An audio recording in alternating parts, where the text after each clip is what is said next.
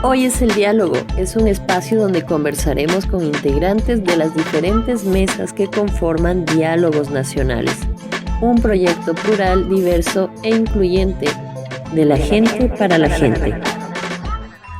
Diálogos Nacionales, un pacto social por el Ecuador, porque la respuesta está en el diálogo. El día de hoy nos encontramos con Boris Cornejo, presidente asesor de Esquel e integrante de la Mesa de Desnutrición Crónica Infantil. Bienvenido, Boris. Cuéntanos cómo va el trabajo de la mesa, cuál es el objetivo principal, por favor, si te presentas ante la audiencia. Muchas gracias, Ana. Soy Boris Cornejo, presidente, fundador de Esquel. Actualmente funjo como asesor de la fundación y estoy integrando esta mesa de desnutrición crónica infantil, que es una de las mesas que integran las diferentes mesas del diálogo nacional. El trabajo ha sido bastante intenso en los últimos meses, porque estamos enfrentando un propósito conjunto, un objetivo común, es cómo es que podemos nosotros, los ecuatorianos y ecuatorianas, tanto las autoridades del Estado, del gobierno, líderes sociales, organizaciones de la sociedad civil, empresas, identificar, proponer una política de Estado para erradicar la desnutrición crónica infantil. Una política de Estado es obviamente una concepción de las cosas que los ecuatorianos desde los distintos espacios debemos hacer y sostener, sobre todo, sostener en el tiempo para que podamos lograr resultados de erradicación o al menos de disminución sustantiva de la desnutrición crónica infantil. Y ese objetivo lo hemos trazado porque la experiencia internacional de países que han sido exitosos en la lucha contra la desnutrición crónica infantil nos dice que aquellos que han podido lograrlo son los que se han mantenido durante muchos años con políticas coordinadas, coherentes y enfocadas. Si es que pasa lo que pasa en el Ecuador, que cada gobierno llega e inventa nuevas estrategias, o cada alcalde o cada autoridad quiere, en el mejor de los sentidos, hacer algo para combatir la desnutrición, no se logran resultados. Porque este es un problema multicausal que requiere de intervenciones coordinadas y que sobre todo se sostengan en el tiempo. Ok, Boris, ¿cómo van esos diálogos con otros actores sociales, tanto a nivel nacional e internacional? Tú has mencionado que se pueden nutrir de experiencias internacionales. ¿Cómo va esos acercamientos, esos diálogos para que esta mesa de desnutrición crónica infantil tenga resultados? Dentro de esta ya larga trayectoria que tengo en estos liderazgo cívico, quizás esta es la experiencia más sorprendente que tengo en el sentido de buenas noticias. Hay una gran apertura de los distintos actores y de los distintos sectores para sentarse a dialogar, a entender el tema y hacer propuestas. En ese sentido, desde esta iniciativa de los diálogos nacionales, desde esa mesa de desnutrición crónica infantil, tenemos una conversación bastante estrecha con el gobierno nacional.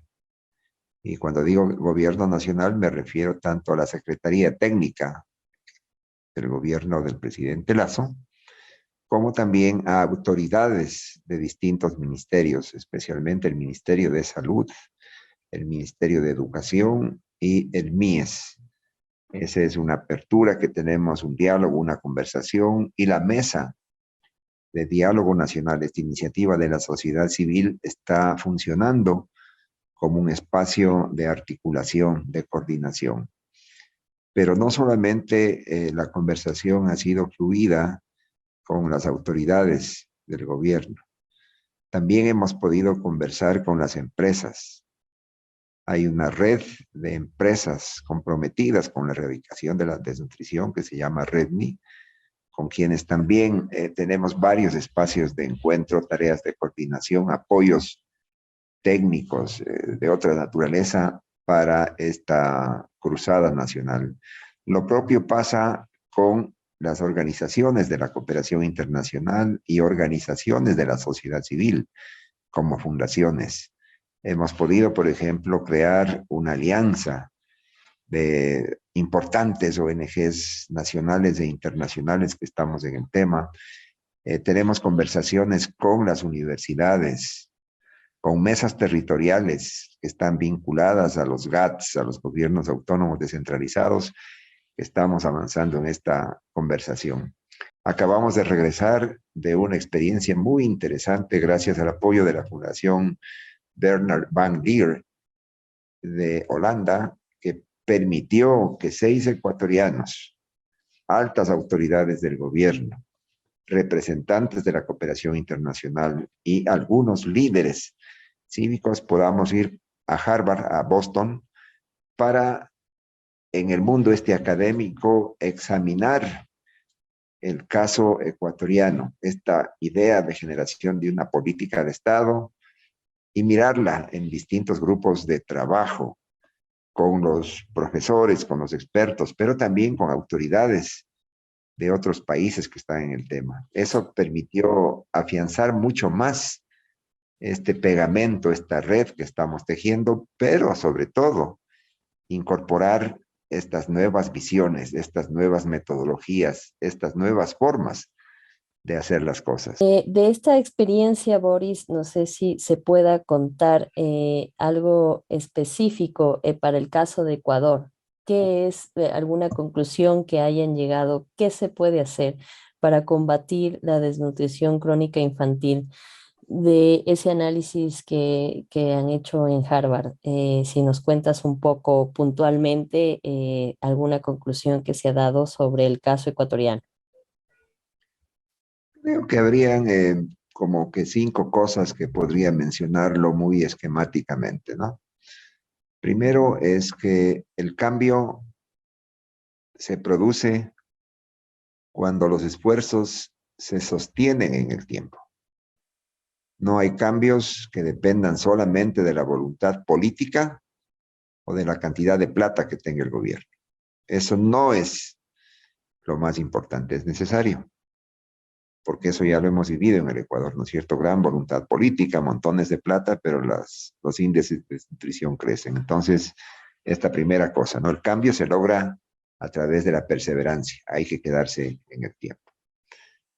Lo segundo es que hay que generar un relato, y el relato es cómo es que hacemos que este tema de la desnutrición se posicione en las cabezas de los ecuatorianos, sobre que es un problema muy serio, muy grave, desde todas las perspectivas, de la perspectiva humana, del derecho a la vida que tienen los niños, las madres, desde el punto de vista de la economía, porque esto finalmente cuesta un montón de plata tener 3 de cada 10 niños con problemas de desnutrición crónica infantil. Eso no hay futuro ni para ellos ni para el país.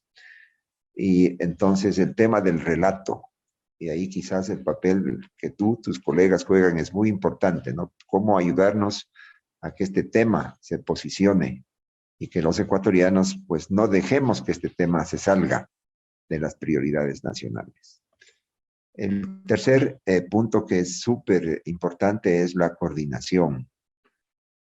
Lo que hace el Ministerio de Educación no puede estar lejano o de manera independiente de lo que dice el programa de vacunas o el programa de alimentación del MIES o el programa de protección a las madres cuidadoras o a las madres embarazadas.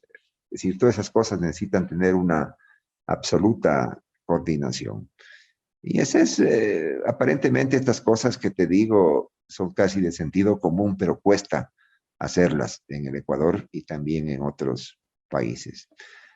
Un otro elemento es el tema de la necesidad de información para dar seguimiento a lo que está pasando. Y en ese sentido, lo que se puede hacer desde esta mesa de diálogo es tremendamente importante. Datos.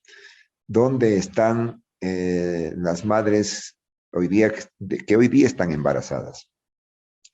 Porque científicamente ya está demostrado que son los primeros 1000 días desde que empieza la vida en el vientre de la madre, que son claves para que esa nueva vida tenga los nutrientes que van a permitirle tener sus funciones, sus órganos, ¿no? Que el cerebro tenga los nutrientes y que después cuando ya viene a la vida que tenga pues no solamente la alimentación, que tenga las vacunas, que tenga el afecto, que tenga el agua, que sea susceptible del consumo humano. Y entonces, datos sobre eso.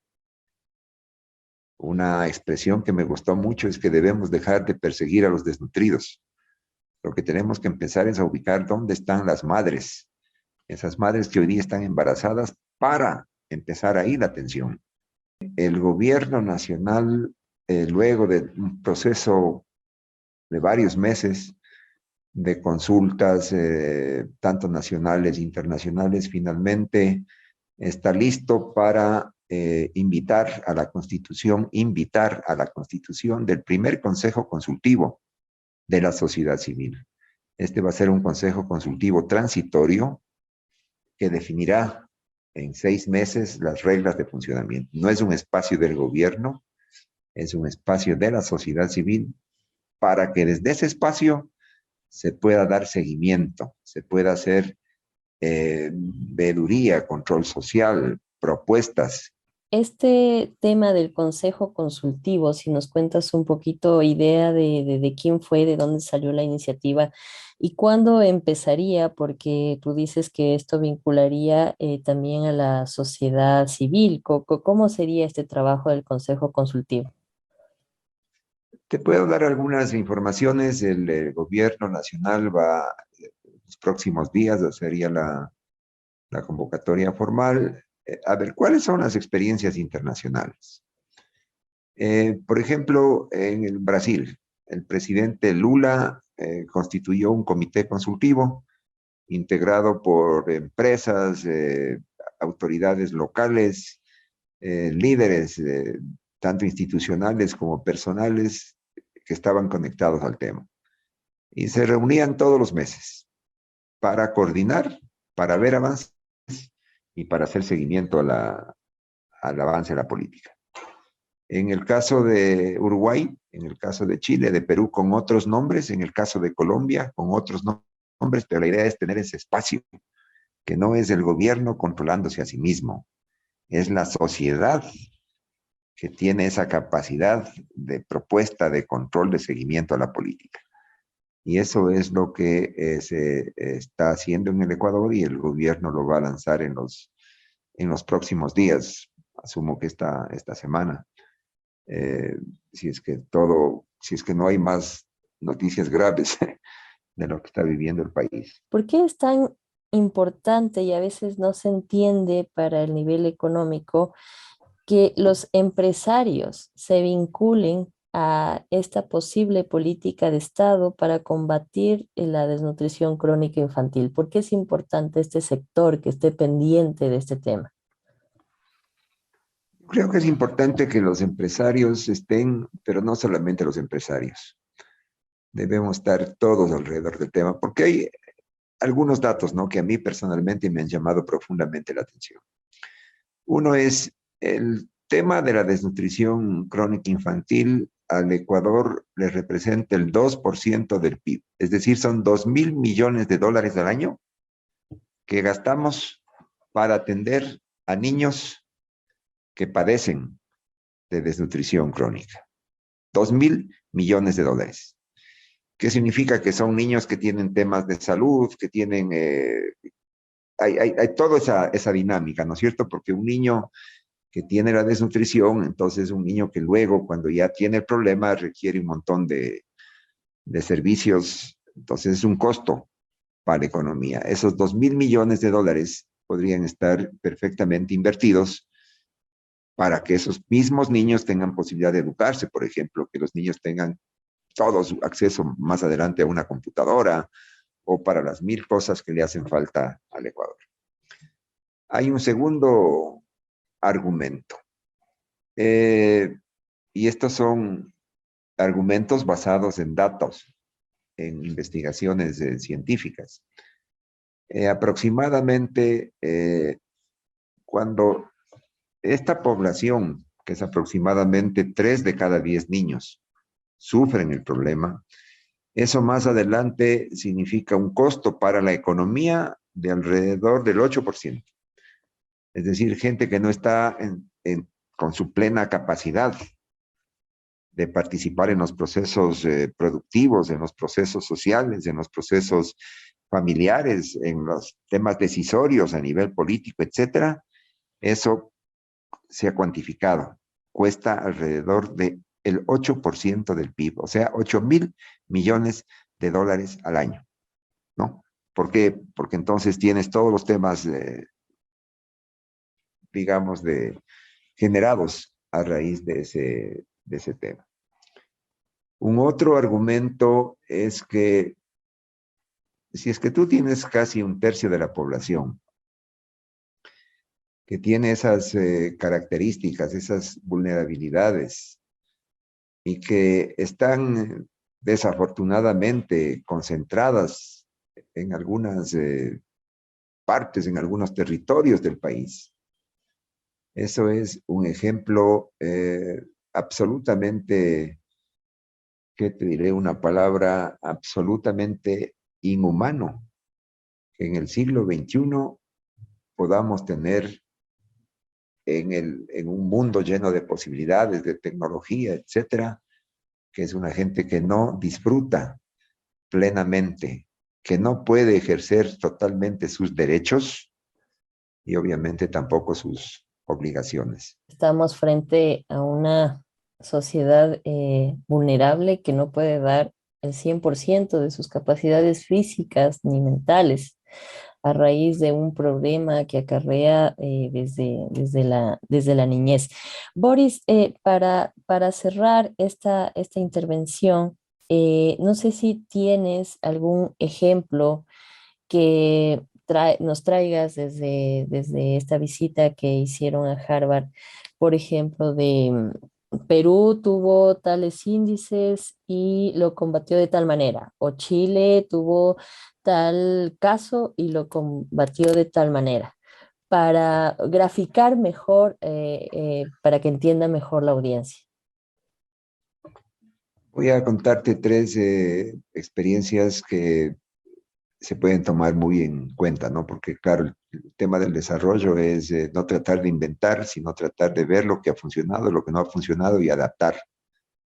Esto es como la biología, quienes tienen mayor capacidad de adaptación, de entender, son las sociedades que mejor se constituyen, ¿no? Mejor se organizan para el futuro. Un caso bien interesante que en mi percepción fue el caso de Uruguay. En el caso de Uruguay, hace muchos años hay la idea de una región del Uruguay, en un territorio, organizar a partir de la vinculación de los vecinos de la comunidad, en una parte del Uruguay que había mucho capital social, mucha relación entre la gente, ¿no? No estoy hablándote de millones de poblaciones, sino una cosa más pequeña, en donde la gente entendió que ese era un problema.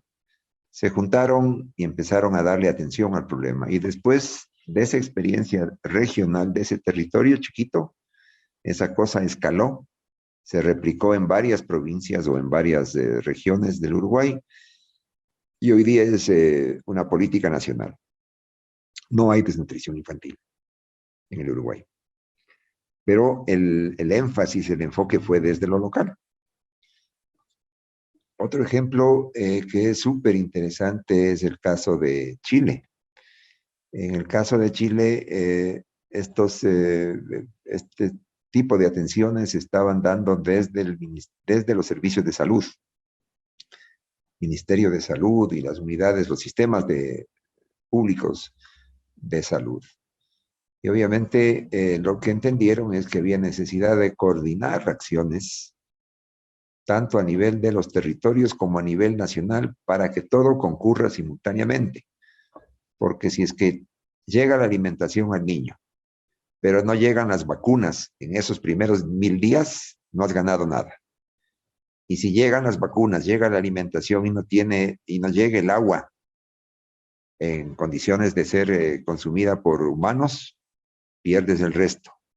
Y si tienes todo esto y si no tienes la protección, el cuidado, los afectos, los estímulos para ese niño, tampoco has ganado mucho. Entonces el caso de Chile es bien emblemático porque entendieron eso y articularon todos los sistemas. En Chile hemos tenido, y lo voy a decir con profundo respeto por ese país, hemos tenido desde la extrema izquierda hasta la extrema derecha, pasando por todas las barbaridades que pasaron en esa sociedad, y esa política se sostuvo. Si nos podemos pelear por todo, pero en ese tema no peleamos. Y es un país que no tiene desnutrición. Y quizás el tercer caso, que creo que es el más cercano, es el del caso del Perú. En el caso del Perú tienes tú un fuerte modelo de articulación arriba, es decir, coordinación, articulación entre las cosas que hace el gobierno, un fuerte involucramiento de los sectores empresariales, pero sobre todo una delegación muy importante a los gobiernos locales. Sistemas de premios, de estímulos, ¿no? Como si yo soy alcalde de tal ciudad o si soy jefe de la junta parroquial de cualquier parroquia, ¿cómo hago que este sea el tema? Y empiezo a articular en lo local y a jalar, como decimos en Ecuador, a que concurran de manera simultánea, de manera coordinada, los servicios y prestaciones que se deben hacer desde el gobierno central. Te podría mencionar el caso de Brasil, el caso de Colombia, el caso de Jordania, hay muchos casos, o sea, ya se sabe qué es lo que hay que hacer. Nosotros nos sentimos absolutamente entusiasmados, comprometidos con la idea de haber creado la mesa para que efectivamente en esa mesa compartamos estas informaciones y generemos los mecanismos para crear la política pública de Estado y sostenerla en el tiempo. Irla midiendo. Si es que no le mides, no sabes qué está pasando. Ok, Boris, muchísimas gracias. Es muy interesante lo que expones. Ahí se entiende uno de los puntos que nos dijiste, basado en los ejemplos que nos traes de otros países, que se necesita articulación entre las instituciones para que haya una correcta gestión, o sea, que todos se pongan la camiseta para erradicar la desnutrición crónica infantil. Gracias, ha sido Boris Cornejo, integrante de la Mesa de Desnutrición Crónica Infantil y presidente asesor de Esquel. Hoy es el diálogo, es un espacio donde conversaremos con integrantes de las diferentes mesas que conforman Diálogos Nacionales, un proyecto plural, diverso e incluyente de la gente para la gente. Diálogos Nacionales, un pacto social por el Ecuador, porque la respuesta está en el diálogo. Esta es una iniciativa financiada por la Unión Europea, implementada por Fundación Esquel. Europa se siente.